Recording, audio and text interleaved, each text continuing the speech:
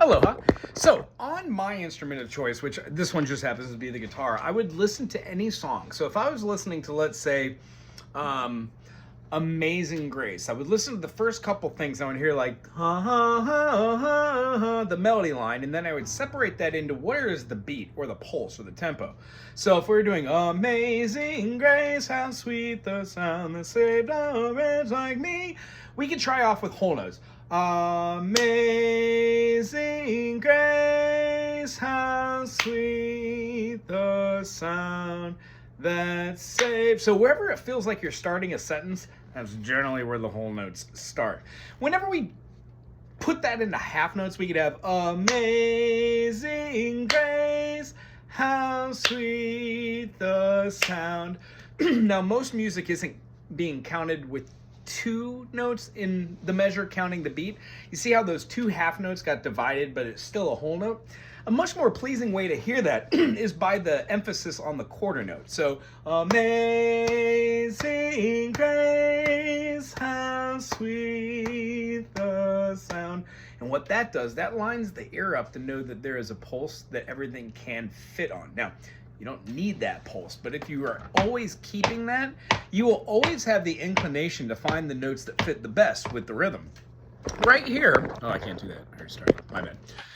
Right here, what we have is the fretboard. So if the Sanshin, you have your 3 strings, just mute them. You're not pressing down, you're just putting your fingers over them as light as you would just touch very lightly on your skin.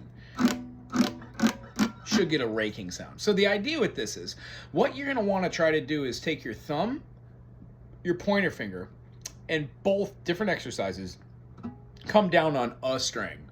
1, 2, 3, 4. Your whole engagement now goes from your C to your F, then your C. So you're going to have 1, 2, 3, 4. And then try the same thing on your F string, the middle string. F, F, F, F. Then try your C string, C, C, C, C. What this is going to do, and I know that I've got a 6 string here, but what this does is it allows us to see how playing the individual notes, our hand gets used to just coming down where that string is. So you'll generally be plucking or playing with the picked, or you'll be the plectrum pick, the long one, or you'll be playing with your thumb or your finger in the same place. So getting really used to where that is key. Another thing that we talked about today that I just want to lay out for us, whenever you're picking out a note or a song tone, let's pick a different song in a different key. If we were trying to do something like Ave Maria,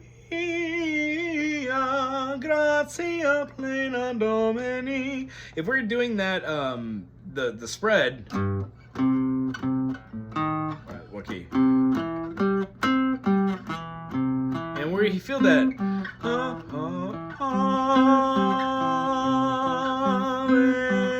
so you feel that 1, 2, 3, 4, 5, 6, 2, 2, 3, 4, 5, 6. A great thing to do when trying to find those notes, if you were looking for just the melody, you would hear the main note. Slide up on a note till you find the note that you're hearing being sung or being played by whatever instrument. Chances are, because that one note is part of one note of 3 notes, that it's in 3 chords inside of your key signature. So if the note we chose was a D, I could go, cool, D is a part of D, D major or D minor. So that's our first thing you would do. So if the melody line has a D in it, and you hear that and you play it and it feels good over the top, play a D major. For the Sanshin, I believe it was here, 7, 5, 7. Or you would have your 7, 5, and then 2. These are long chords, but not as big as the frets are on the guitar. In answer to your question, just to surmise here in the video and make it kind of short so I'm not boring you, what you should be charismatically doing every time you sit down for 5 minutes, 10 minutes, 20 minutes is draw out your circle fists, pick 1 or 2 keys, and be able to name all the chords in it. Right now, we're working on the key that's in your book that you're drawing out, and it makes sense to go through these, like the D, and go through like D, E, F sharp, G, A, B, C sharp, D, and know which one of those notes represent the root of a 7-note system, diatonic scales. Then for your work, listen to any song that you have. Try and figure out what key it's in, which meaning when the song is playing, regardless of what chords they're playing, you should be able to play the scale. So in the key of if the song itself was like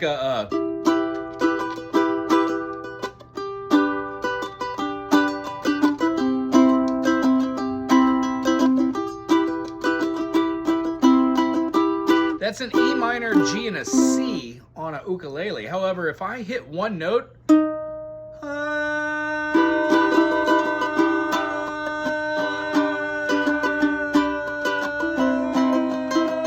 that note doesn't really fit.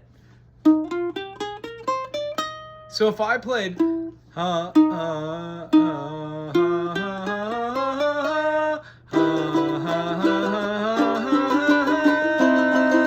none of those fit over those chords.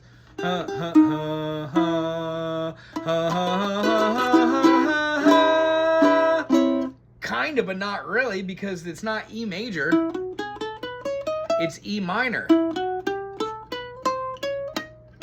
Ooh, yeah. So,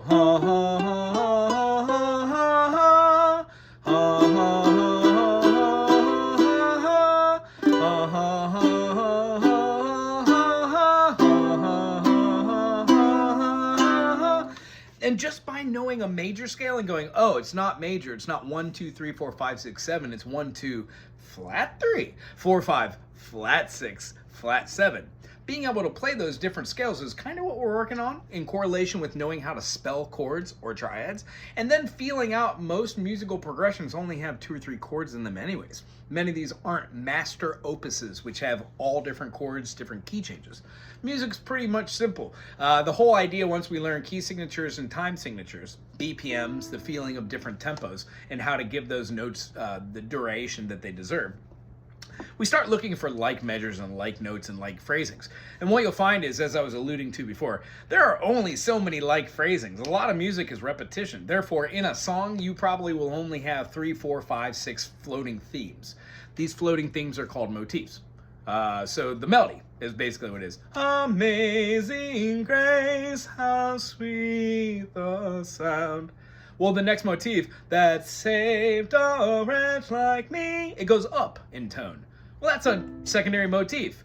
When you keep completing, well, that's the same as the first part. Same as the first part. Well, that last part is a third motif. The rest of the song is that. The A, the B, and the C. It does not change throughout the whole thing. So what we learn is, once you learn the first couple measures or bars of a certain song, the key, the time signature, you got it. That's what I'm going to help you to achieve in the weeks to come. And feel free to write down and jot down any questions that you have, and I'm going to answer them to the best of my ability. Since this takes a little bit more more time, more interaction than a normal session would, feel free to email me with any questions you have, and I'll try to get back to you with the answer if I can find it in my best timely effort. Other than that, I just want to make sure you feel like I'm there for you. It's very good seeing you today. We'll see you again next week. Aloha.